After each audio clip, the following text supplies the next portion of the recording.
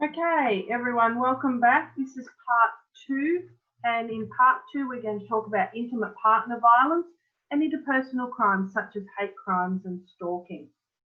So, first of all, intimate partner violence. Well, how would you define intimate partner violence?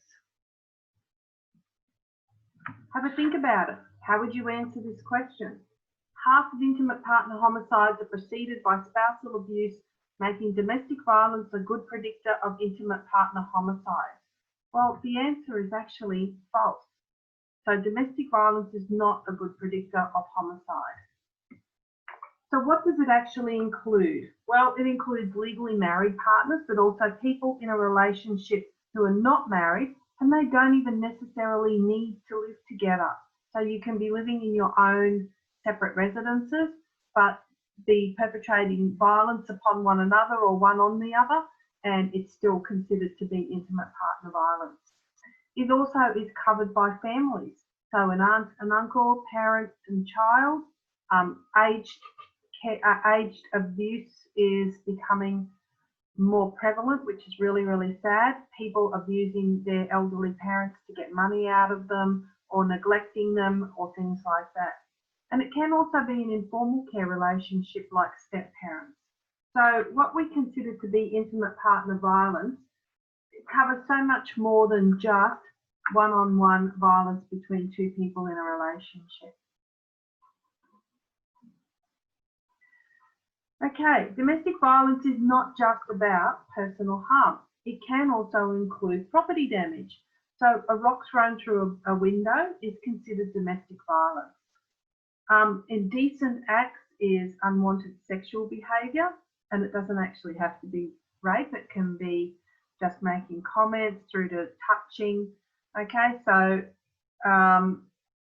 it's sexual in nature, or a threat to commit any of the above acts. Okay, a threat to do any of these behaviours is included in what domestic violence is. So the WHO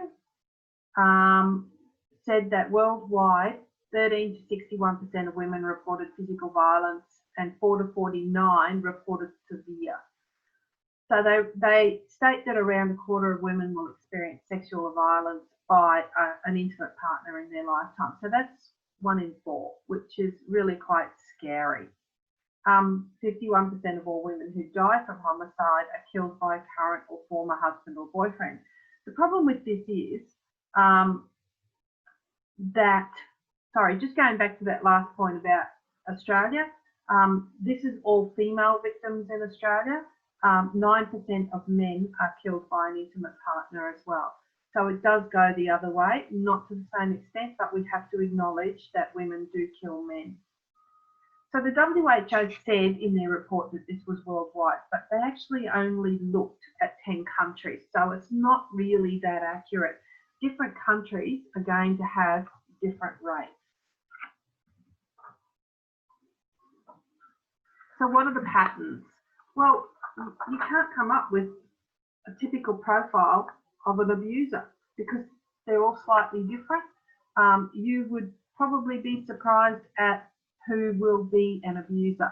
There are people who are on very, very high wages, highly educated professional people who abuse their husbands or wives.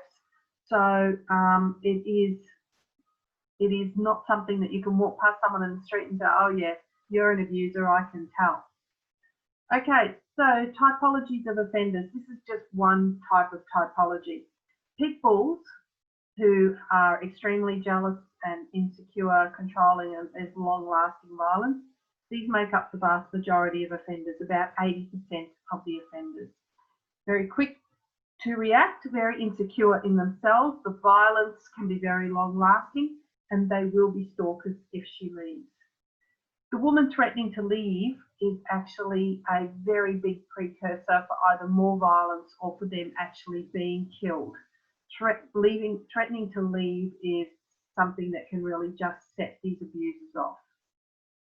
The cobras are the other 20%, and they're called this because they are cold and calculating. Researchers looked at the heart rate of these men when they were in a heated argument. And their heart rate actually went down when they were arguing. So they're very controlling and want complete control of the household.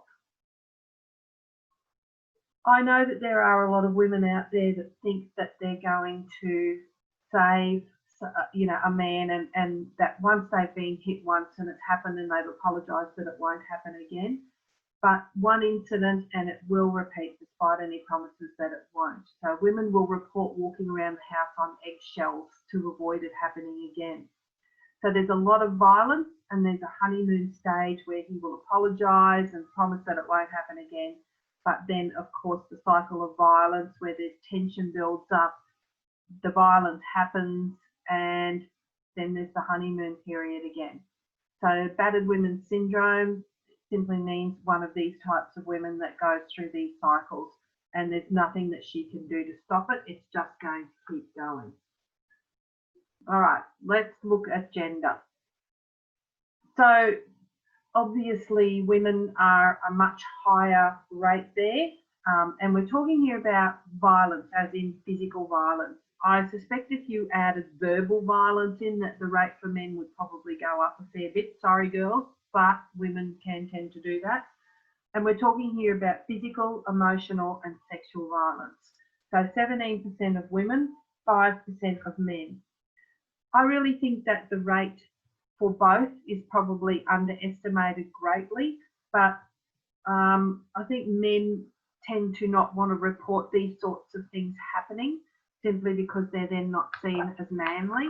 And once upon a time, if a man did go into a police station to report it, the police officer would just as likely tell him to go home and fight back and hit her back to stop her from doing it. So we've changed the way we think about domestic violence as well, but we need to encourage people to come forward of both genders. I've noticed that on some of the helplines, the phone numbers that they advertise on TV, that there are specific helplines for men now. So they're being treated a little bit separately, which was also a problem because they didn't feel that they were treated the same way as women in this situation when they went to some of the help centres.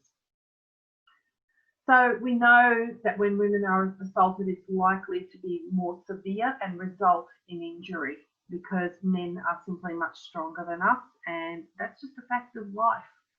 Okay, up to 8 times more likely than men to be assaulted by an intimate partner. Much policy does still ignore violence against men, but I really do think that that is starting to turn around, and that the men, as I said, now have their own separate helpline that they can go to, and they can talk to people who will understand them and what they're going through. All right, let's talk about these emerging forms that aren't really quite so emerging because they're a lot more common these days. So, violent acts directed towards a particular person or members of a group because they share a racial, sexual, religious or gender characteristic. This photo was taken in 2009 when there were attacks on Indian university students in Melbourne. Their government was going to remove their students for a while due to it not being considered to be safe here, and numbers did drop for quite a while. So again, we've got 3 motivations for hate crimes. So we've got the thrill-seeking hate crimes. So the offenders just simply are seeking a thrill by hunting people down. We've got the reactive hate crimes, or defensive. So react to advances made by someone. So for instance, being approached by a gay person when you are straight. So that was the one in Maryborough, although it was later proven that the guy was not gay at all. And mission hate crimes, where they want to rid the world of a particular group of people. So you've got groups like the KKK, the Ku Klux Klan, or the skinheads, who are on a mission to get rid of particular groups of people in this world. All right, stalking is argued by some as a variant of which type of other violent behaviour? What do you think?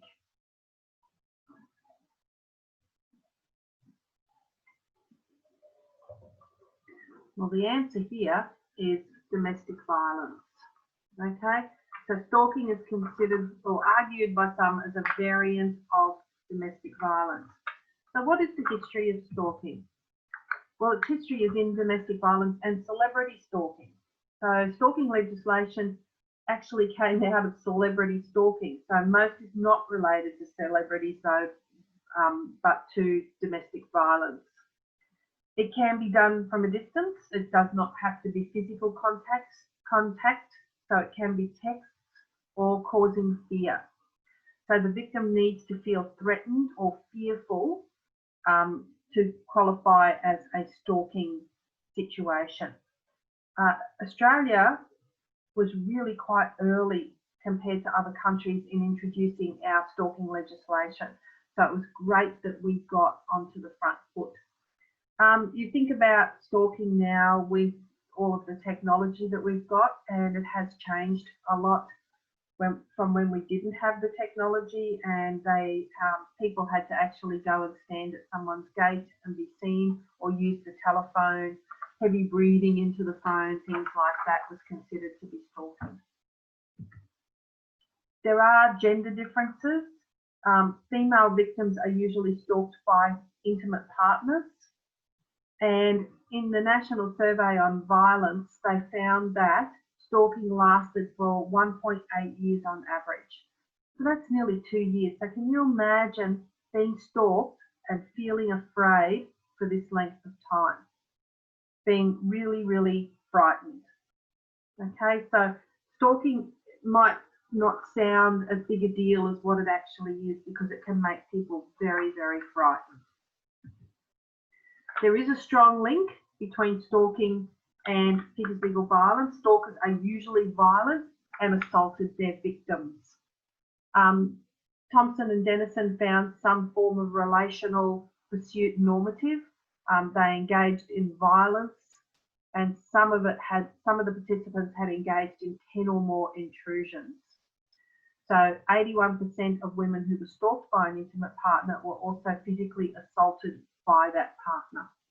Okay, so we're not just talking here about domestic violence when they're together. As I said, when a woman leaves a relationship, this can be the outcome, and quite often it can lead to death, which is even worse. Okay, that ends part 2, which was quite short. Part 3, we're going to get down to the nitty-gritty and explore the causes of violence.